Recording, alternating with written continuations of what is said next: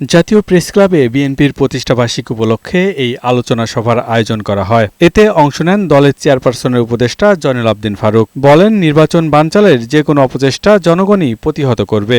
আওয়ামী লীগের আবারও দিল্লির প্ররোচনায় বাংলাদেশের কিছু লোক যদি আবার আওয়ামী লীগের সাথে আঘাত করে এই প্রফেসর ইউনূস সরকারের একটি নির্বাচনকে বানচাল করার চেষ্টা করেন, জনগণ প্রতিহত করবে। এদিকে মাগুরার শালিকায় ইউনিয়ন বিএনপির কর্মী সমাবেশে বিএনপির কেন্দ্রীয় ভাইস চেয়ারম্যান নিতাই রায় চৌধুরী বলেন, অপশক্তি ও বিশৃঙ্খলা রুখতে প্রয়োজন নির্বাচিত সরকার।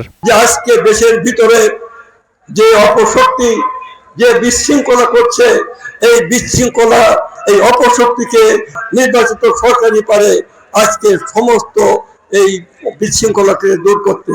এদিকে বগুড়া জেলা বিএনপির আলোচনা সভায় যোগ দেন দলের সিনিয়র যুগ্ম মহাসচিব রুহুল কবির রিজভী। কারো একক অবদানে ছাত্র জনতার আন্দোলন হয়নি বলে জানান তিনি। মহাবিপ্লবের যিনি ভিত্তি তৈরি করেছেন, যিনি জমি চাষ করেছেন, সেই জমির উপর দাঁড়িয়ে ছাত্র জনতা শেখ হাসিনার মতো এক রক্তচোষা বাদুড়কে বাংলাদেশ থেকে বিতাড়িত করতে পেরেছে।